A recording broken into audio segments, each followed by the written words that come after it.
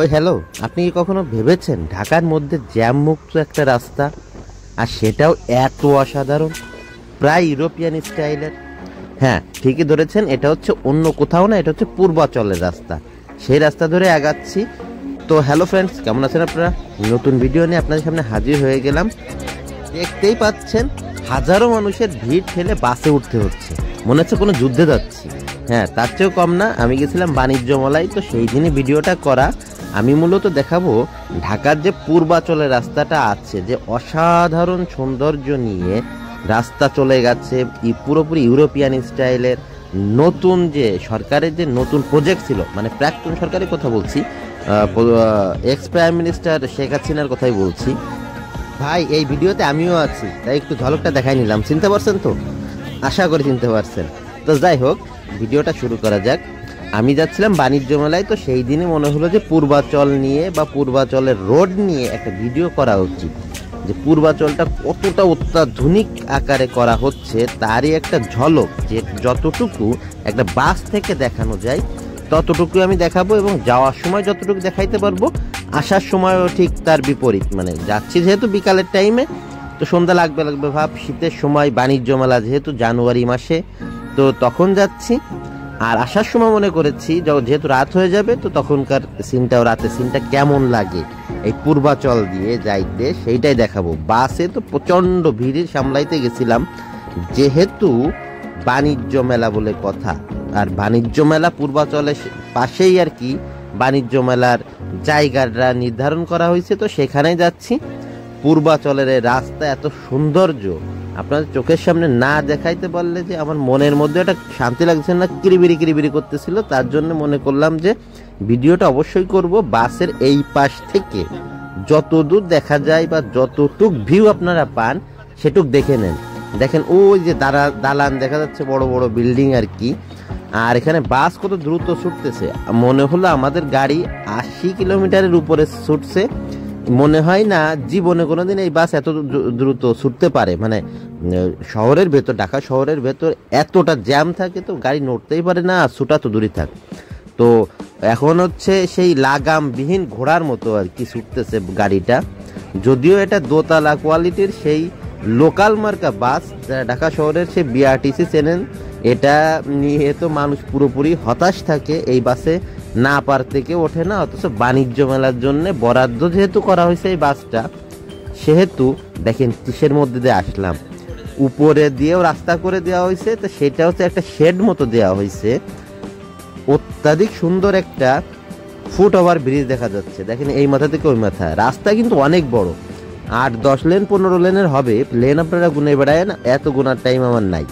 প্রাক্তন প্রধানমন্ত্রী শেখ হাসিনার একটা ড্রিম প্রজেক্ট ছিল পূর্বাচল প্রজেক্ট। এটা তো সবাই জানেন, যেহেতু ঢাকা শহরে প্রায় 2 কোটির উপরে মানুষ, অনেকে বলে থাকে যে 2 কোটির কাছাকাছি, তবে 2 কোটির উপরে মানুষ নিশ্চিত একটা পা থেকে আরেকটা পা ফেলতে গেলে একজনের পায়ের পর আর একজনের পা পড়ে। এমন একটা চরম ঘিঞ্জি পরিবেশ ছেড়ে শহরটাকে বিবর্ধিত করার জন্য, একটু বাড়ানোর জন্য আর কি, তো বাড়ানোর জন্য পূর্বাচলকে ঠিক করে দেওয়া হয়েছে। আমার কথা শোনেন আর চারিপাশের ভিউটা দেখেন, যে অসাধারণ ভিউটা। পূর্বাচলে কেন আসবেন না আপনি? আর কতটা উন্নত করা হচ্ছে ড্রিম প্রজেক্টটা, সেটা তো সরকার তো গেছেই গা। তো সেখানে হচ্ছে কতদূর কি উন্নতি হবে সেটা হচ্ছে এই গভর্নমেন্ট জানে, আর আগামী গভর্নমেন্ট যে আসবে সে জানে। আমি যেটুকু দেখতেছি চোখের সামনে, আপনারা যেটুকু দেখতে পাচ্ছেন, এটুকু হচ্ছে প্রাক্তন গভর্নমেন্ট করে গেছে আর কি পূর্বাচলের জন্যে। তো গাড়িটা এখন একটু স্লো চলতেছে, যেহেতু বেশ সামনে কিছু গাড়ি দেখা যাচ্ছে আসছে। আর তাছাড়া অন্যান্য সময় এই গাড়িগুলা পুরো লাগামবিহীন একটা ঘোড়ার মতো আর কি ছুটতেছে, টকবক করে। আর করে সাউন্ডটা হয় না, মানে যখন যায় আসে, মানে যখন রাস্তার পথে চলে তখন শো একটা আওয়াজ হয়। এটা কিন্তু ভাল লাগে যখন প্রচণ্ড গতিতে ছোটে। দেখেই বুঝতে পারছেন আমরা বাণিজ্য মেলার ওখানেই চলে আসছি। এখানে শত শত গাড়ি আর হাজারো লাখো মানুষ আসছে এই বাণিজ্য মেলাতে। যেহেতু শীতকালে আছে, এই জন্য টুপি পরে আছি আর কি। তো মাঝে মাঝে না আসলে তো আপনারা চিনতে পারবেন না, ভিডিও দেখে তো ভুলেই যাবেন, তাই আসলাম আর কি।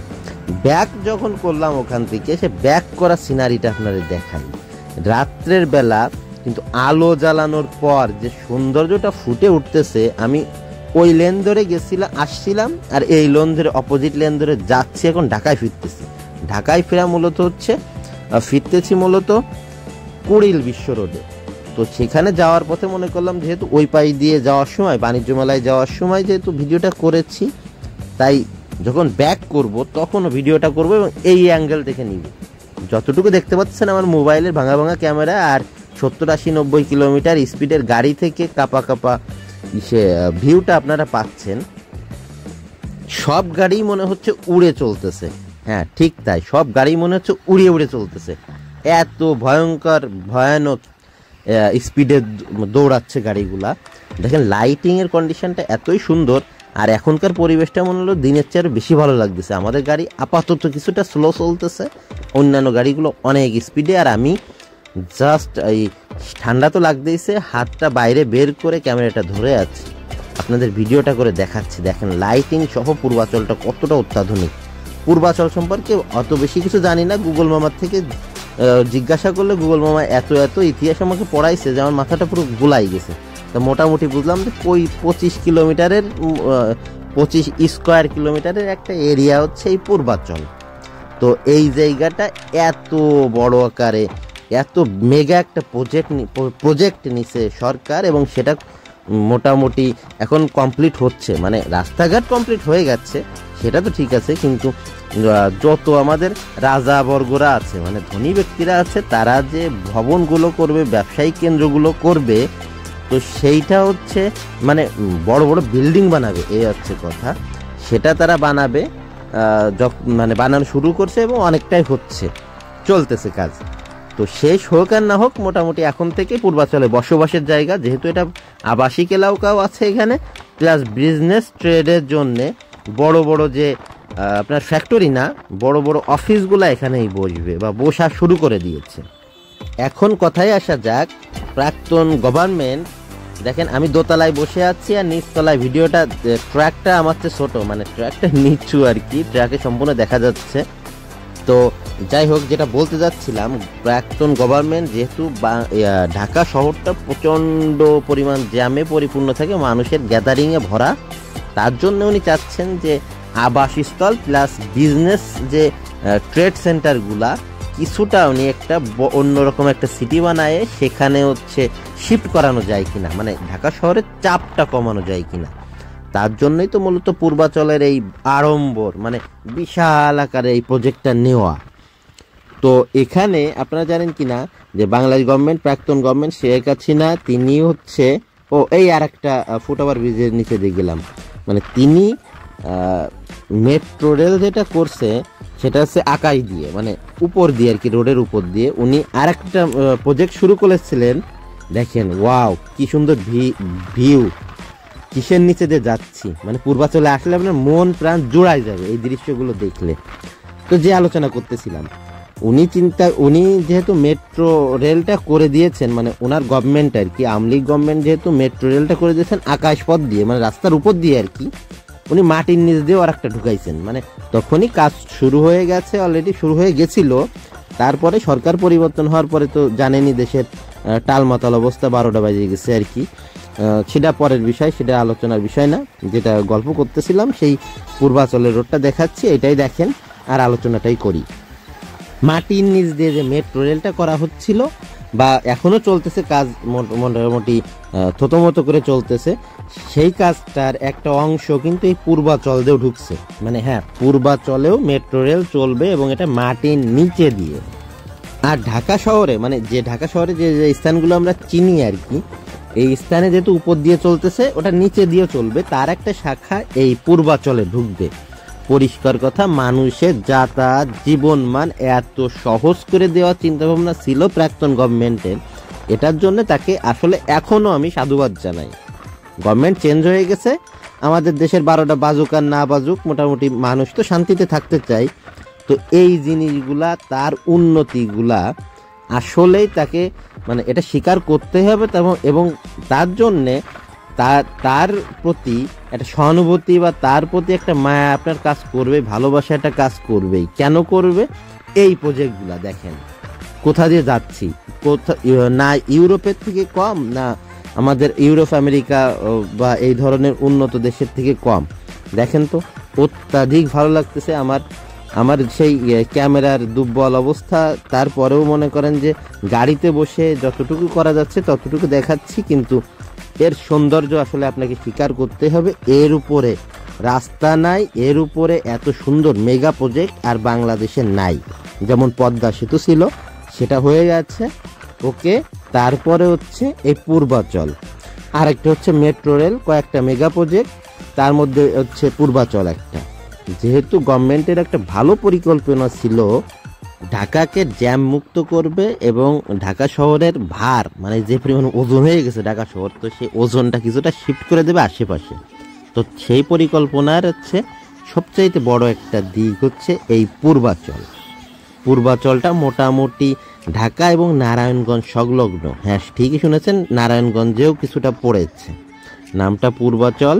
আমি অত বেশি কিছু জানি না, যদি আপনার জানা থাকে তাহলে কমেন্ট বক্সে আপনি জানাই দিবেন যে বাড়তি কি তথ্য আপনি জানেন।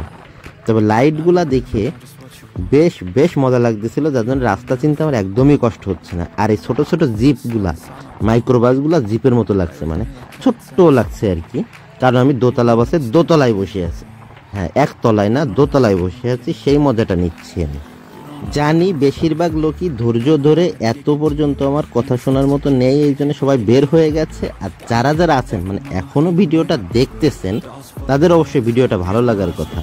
তো তাদেরকে অনেক অনেক থ্যাঙ্কস। এত সুন্দর ভিউগুলা দেখালাম আপনাদের, যারা পূর্বাচলে না আসছেন। আমি যদি ড্রোন ক্যামেরা দিয়ে যদি শ্যুট করতে পারতাম তাহলে মনে হয় এর সৌন্দর্য আরও 10 গুণ বেড়ে যাইতো। এতটা না, আমি যেটা মানে ম্যানুয়ালি বা ফিজিক্যালি দেখাইতে পারছি আমার দুর্বল ক্যামেরা দিয়ে, তো সেটুকুই আপনাদের চোখের সামনেই যে ভাসতেছে।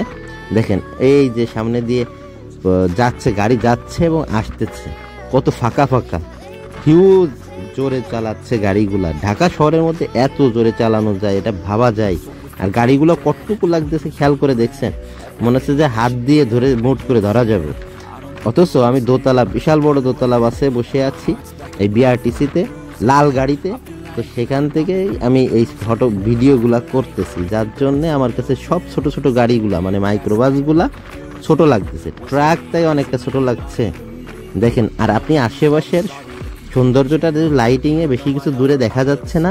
কোন কোন জায়গা চেনেন আর না চেনেন এই জিনিসগুলো আপনারা জানায়েন। এটা কোন জায়গা যেন আমি ভুলে গেছি, কোনো একটা হসপিটাল চোখের সামনে বাঁধতেছে, লাইটিং দেখে মনে হচ্ছে, হসপিটালটার নামও জানি না। তো ভিডিওটা আশা করি আপনাদের খুব ভালো লাগছে। আমার মনে আছে গত বছর যখন বাণিজ্য মেলাতে এসেছিলাম, হ্যাঁ বাণিজ্য মেলাতে গত বছর যখন এসেছিলাম তখন দেখলাম এখানে কাজ চলতেছে। হ্যাঁ, রাস্তাগুলা ভাঙা বলতে কি, তখন রাস্তার কাজ চলতেছিল, যার জন্যে ভাঙা চোরা মানে ধুলা বালিতে পরিপূর্ণ ছিল। আর এখন তো পুরো মাখন, মানে কি বলবো রাস্তাগুলো দেখেন। ক্যান ইউ ইমাজিন কোন প্রজেক্ট হাতে নিছে গভর্নমেন্ট, এত সুন্দর করে সাজানো। এই কথা বলতে বলতে আলোচনা করতে করতে আমি কুড়িল বিশ্ব রোডের কাছাকাছি চলে আসছি। ওয়াও, অসাধারণ লুক, শত শত গাড়ির পিছনে লাইটটা দেখেন, কি একটা মানে আবহাওয়া বা কি একটা সিচুয়েশন ক্রিয়েট করছে, অসাধারণ লাগছে কিন্তু দেখতে। রাত্রে আমার ক্যামেরার কন্ডিশন ভালো না, আগেই বলে নিয়েছি, তারপরেও এই সৌন্দর্যটা চোখ দিয়ে দেখলে সবচাইতে ভালো লাগতো। ক্যামেরায় এত সুন্দর ধারণ করতে পারেনি, তারপরেও যতটুকু পেরেছি সেটুকুই দেখেন আবসা ক্যামেরায়। আর দেখেন গাড়ি জ্যামকে এই শুরু হয়ে গেল, মানে ঢাকা শহরের অরিজিনাল জ্যাম। এই কুড়িল বিশ্ব রোডে যখনই ঢুকলাম, এই কুড়িল বিশ্ব রোডের এই জায়গা শুরু হয়ে গেল, এখানে অনেকক্ষণ দাঁড়াইতে হয়েছে। আর ভিডিওটা কে দেখছেন, কে পূর্বাচলে আসছেন, ঘুরছেন, অবশ্যই কমেন্ট করে জানাবেন, এবং পূর্বাচলের কন্ডিশন কি সেটাও কমেন্ট বক্সে জানাই দিবেন। আর যেহেতু এতক্ষণ ধরে ধৈর্য ধরে ভিডিওটা দেখছেন, তাহলে ভালো লাগার কথা। আমার আরও অনেক ভিডিও আছে চ্যানেলে, যে দেখে নিতে পারেন। সারা দেশ বিদেশ দুনিয়া সব জায়গার ভিডিও আমি দিয়ে থাকি, বিভিন্ন ট্যুর ব্লগ দিয়ে থাকি, সেগুলো দেখে নিতে পারেন। সাবস্ক্রাইব করতে কিন্তু মোটেই ভুলবেন না। আর দেখতে থাকেন, গেলাম, বাই বাই।